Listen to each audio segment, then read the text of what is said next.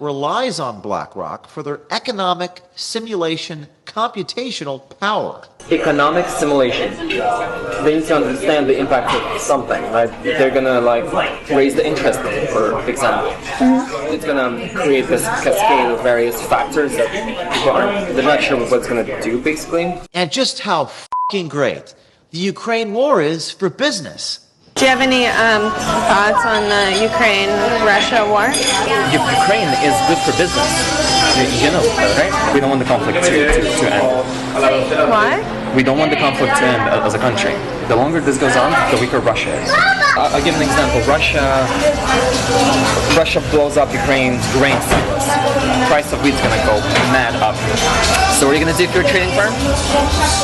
The moment that news hits, within a millisecond, you're going to pump trades into whoever the wheat suppliers are, into their stocks. Within an hour or two, that stock goes up, and then you sell, and you just made, I don't know, however many mil.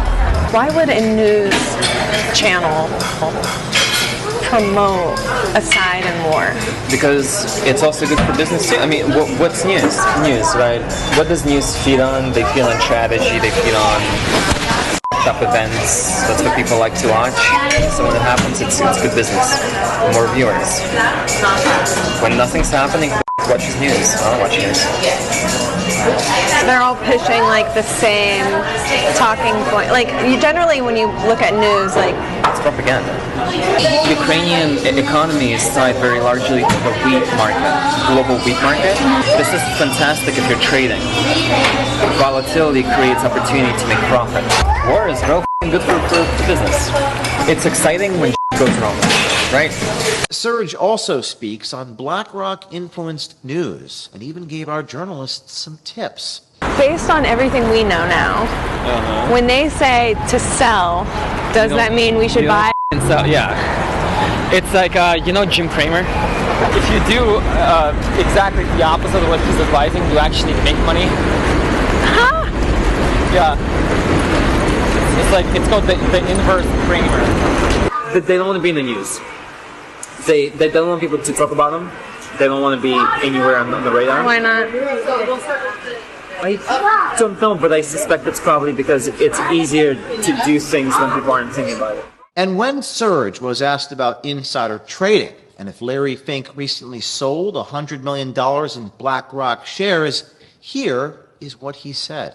Larry Fink recently sold $100 million worth of BlackRock. Oh, wow. Damn, Larry, that's not a good sign. The people who trade and make money, they do this the moment the information is out.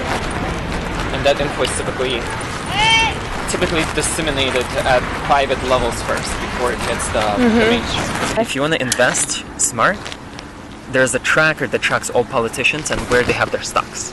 Preemptively, if we think the stock price is going to tank, we're going to sell so that we sell it high, it tanks, and we buy back. And we didn't make, but we preserved a few mil.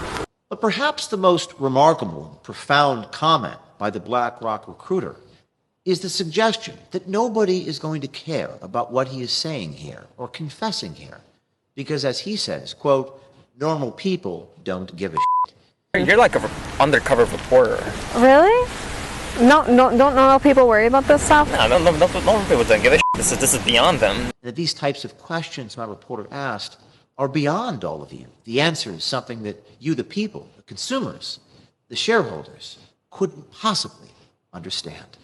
It's been said that it's easier to fool a man than to convince him he's been fooled. There is no question that many Americans are still asleep, who may not want to wake up from their necessary illusions. But we hope and believe by showing these tapes of this BlackRock gatekeeper speaking so plainly on so many topics that not only we wake up people, but also inspire others to come forward on institutions like BlackRock. Oh, and this is just part one. Stay tuned tomorrow for my meeting with Serge Varlay. We also reached out for comment to BlackRock, and here's what they had to say.